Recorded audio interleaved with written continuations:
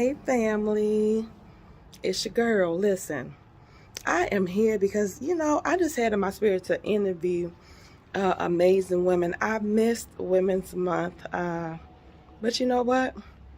We the bomb 365, so don't have to be a special month for me, boo. This is what we doing. Okay, survivors, and we're talking anxiety tonight. It is Anxiety Awareness Month, and so we're going to be talking this beautiful spirit over here, honey.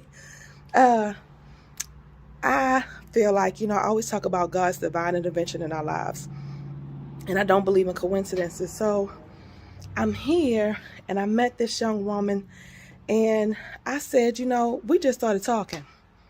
I was going to go sit in my car, and then something told me to just sit down. And we started talking, and she has an amazing testimony. I know that it's going to help somebody. I said, oh, honey, I got to share your story. We got to get you on. So we're going to talk to you. Let me turn my camera around. Let me turn my camera around. This beautiful spirit here. Look at this beautiful young lady that is here. I think she's here on divine assignment, honey. I'm trying to figure out what all does she have left to do in this world, because she got some stuff to do. Ma'am, introduce yourself, ma'am. My name is Latoya Manning. Mm-hmm. And Miss Manning, what we were talking, and we were talking about your journey. And so tell us a little bit about your childhood and what you were doing before your life changed. I'm the only child. Mm-hmm. I'm my mom's only child. I grew up here in Tyler. I went to school here in Tyler, and I graduated in 1990 from John Tyler High School. Lions, whoop whoop. After I graduated from high school, years later, I ended up pregnant at the age of 21, and that was with my oldest daughter. And years down the line, I ended up getting married. Mm-hmm. So I got married, and I was only married maybe like 3 months. I was only married, and I was involved in a real bad car accident. I was on my way back to Houston. At the time, I was living in Houston, and I was hit head on by a drunk driver. A lot of the wreck, I can remember most of it, but some parts I cannot. I just knew that I was hit head on by a drunk driver, and we were on a 2-lane road. Yeah. And I was in Lovelady on my way back to Houston, Texas, when I was hit. So, of course, anyone that has been in a car accident, you always automatically assume that you're at fault. Yeah. So that's the first thing that I assumed, is that I was at fault. But my car had flipped, and the guy that hit me, his car had flipped and rolled as well. But unfortunately, he passed away in the car accident. Wow. And I had someone that was traveling ahead of me, which was a lady and her husband. And they stopped, and they came over to where I was. It was real bad. I wasn't able to see. My face was a little burnt from the airbags in the car. And I was trying to raise my hand up to wipe my face.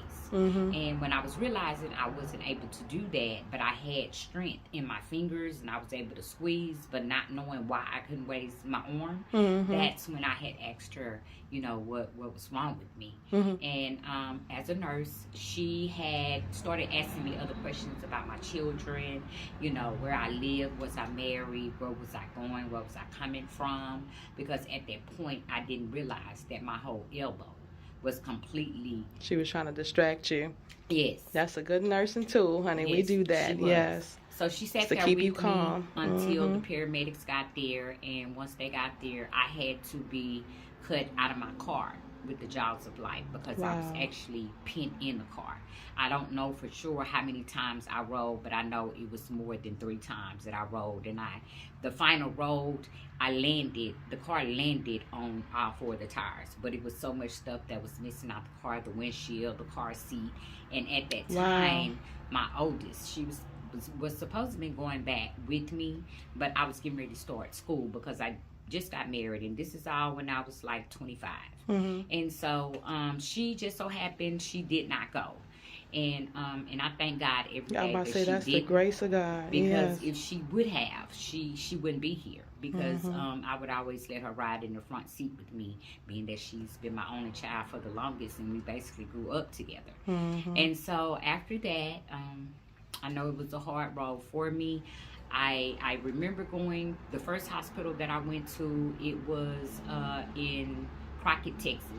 And then they had to move me to the hospital in Tyler, Texas. And I Mhm. was in ICU for like 2 months in Tyler, and then I was moved to the floor. At the time, the hospital was called ETMC, and so Mhm. that's the hospital that I was at, and I was actually moved to a floor. And so I had to start to learn how to walk all over again. Yeah.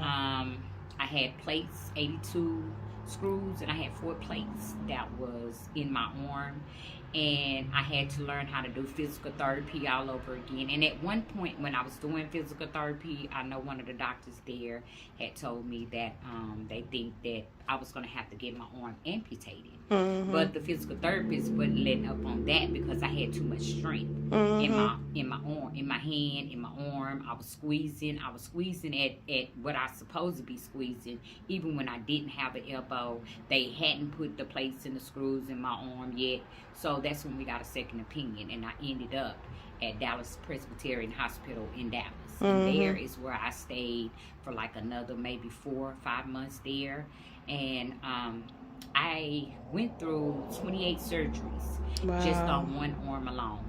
And my leg, it was crushed. So I had to have a halo like put on my leg. They wanted to re-break it because it didn't grow back right. But because of all the things that I had already been through, that's just something I just wasn't willing to do. I was just willing to take this disability and just move forward. Yes. So it's been a struggle. It's been a struggle. Sometimes I'm depressed about it.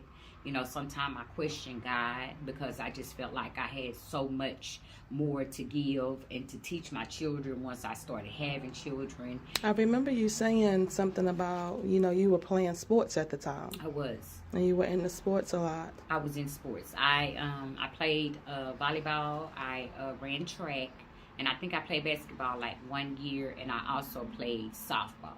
So all of those sports, I can't do any of those anymore. So my life, it really changed drastically. I basically had to, I don't know the words that I'm looking for, but I just had to keep pushing. I had to keep pushing for me and my children, and it was days that I wanted to give up, but I couldn't give up. Yes. I couldn't give up because at that time, I had one child, but then I was so blessed to have 2 more in spite of everything that my body has went through. Yeah. So over the years, my kids, they have really, really been by my side throughout this whole entire ordeal, because it's not easy. It's not easy when your life, it changes from what you've been knowing growing up and graduated, and it is so much that you want to do once you get out of high school, out of college, or when you start a family. And I just wasn't I wasn't able to do that because I was in so much pain. Yeah. I had to go and visit physical therapist. I also had to go see a psychiatrist. So I was up under a doctor's care for that. I was put on so many medications for that. And it's been so long, but the only thing I thank God for is all the medications that I was on, because I was on a lot. The only medication that I take now is for nerve damage, which is permanent nerve damage, and sleep apnea, because it's hard for me to go to sleep at night. So those are the only 2 things I take. Do I try to fall asleep on my own? Yes, I do.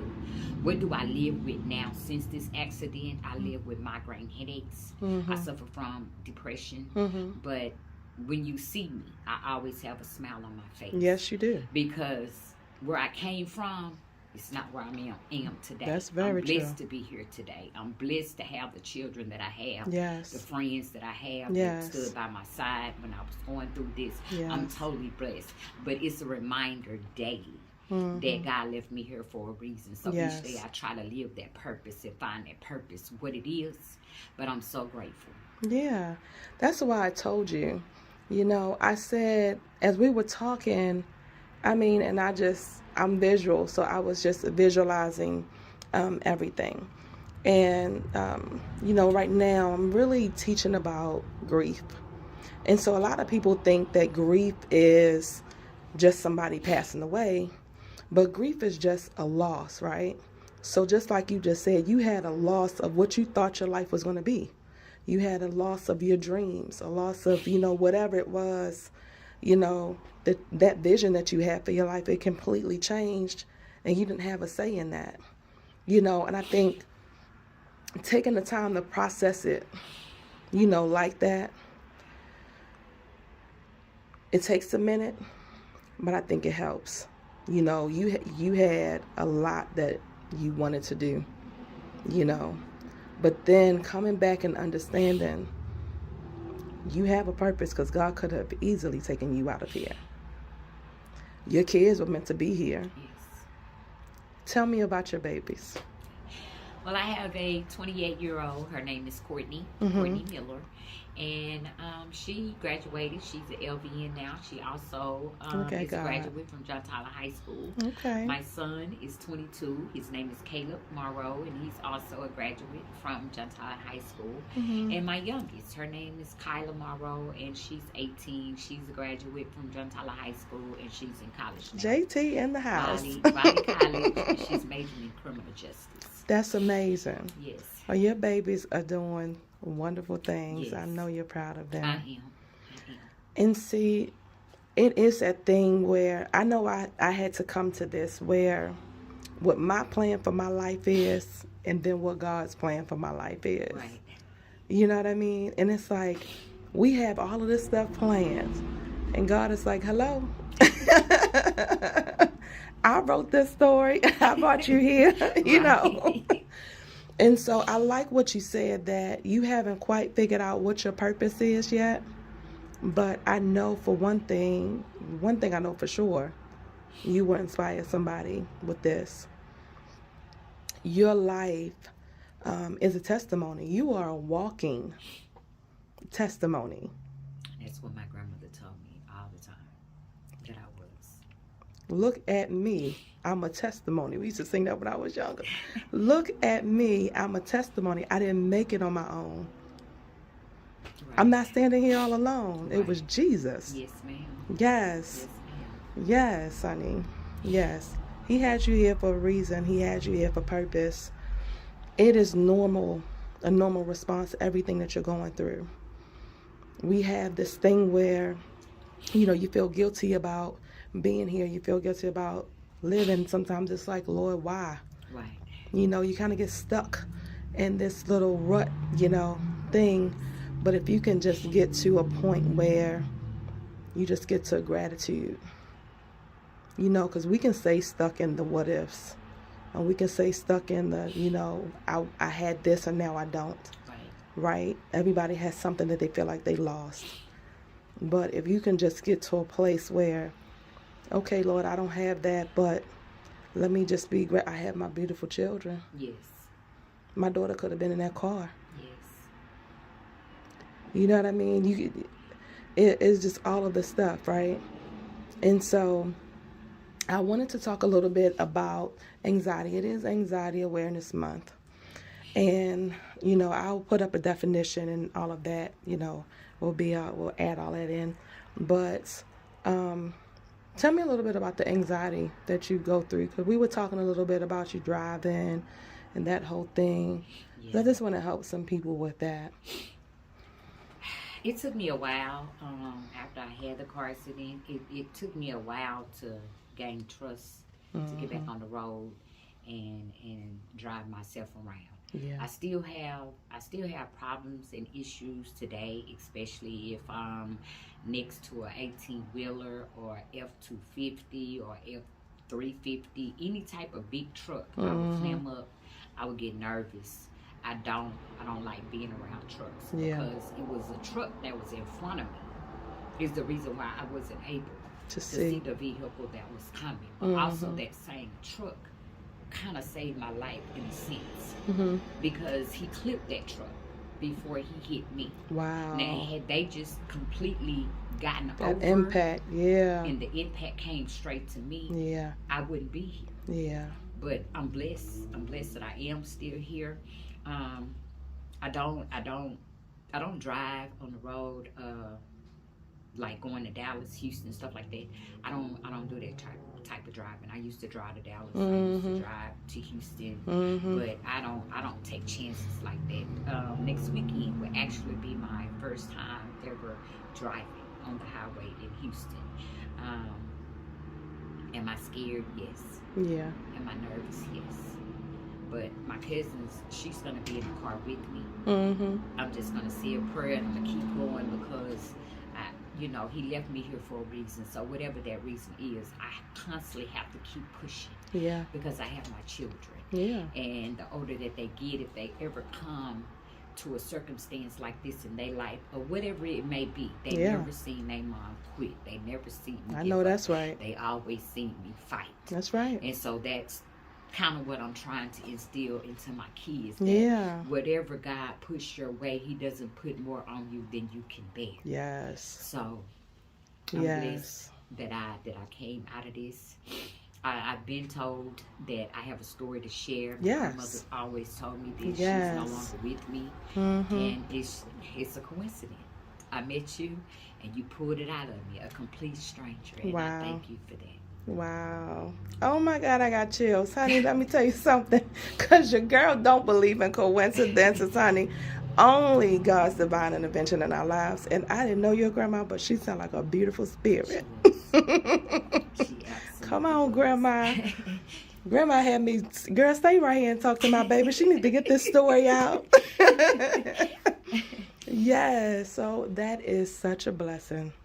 That is such a blessing. I thank you for sharing your story. Thank you. I feel like it takes courage. We live so much in fear. We're afraid people are going to judge us. We're afraid you don't know what people are going to say or whatever. But what I've learned about fear is anything that you're feeling afraid of, that generally is a thing that you're supposed to be doing. Right. And a really good friend of mine, Lisa, I was in a program with her, and she taught me, she said, use fear as your guide and just lean into it. Yes. Lean into it and fly, honey. And fly. So I thank you for flying today. Thank you. Baby, you done earned some wings today. I thank you for flying today. There's going to be people that are going to, be inspired by you. And the world needs your story. Wait till I get my Oprah on, girl. You'll be back on another big stage, girl. Wait till I get my Oprah on. No, wait till I get my Oprah on. That's where I'm at with it. Wait till I get my Oprah on, honey. Thank you, though. Thank you so much. I am blessed, that God uses me in this way, because He just does this to me. I just meet random people. I met a lady in the Sprouts the other day. I just meet random people, and He just inspires me and have me, meet beautiful spirits like you. So again, I thank you for sharing your story. Thank you. And the fact that next week you are going to, for the first time, drive on the highway. That's amazing. Because I will be turning 50. Look at this chick. Where is the 50 at? I'm just saying. Where, honey? Come on through, baby. Come on through. 50 where?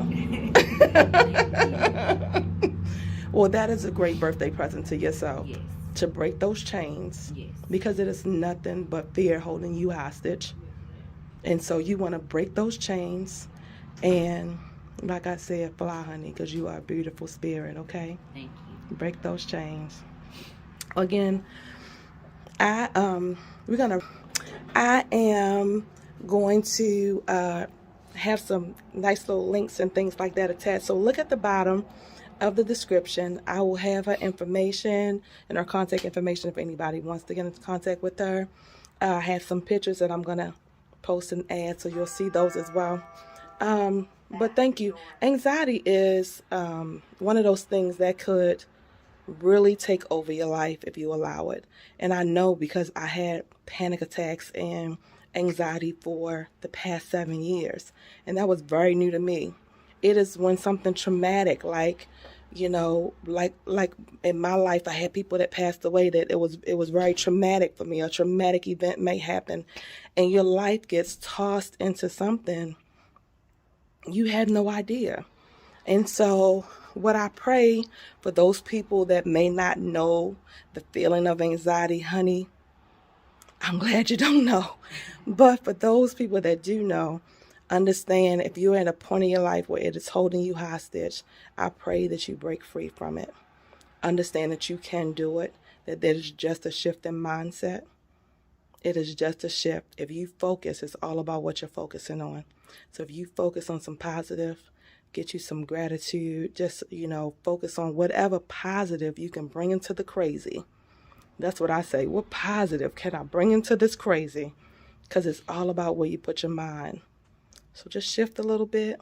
Think about it differently, honey. And get your wings on and soar.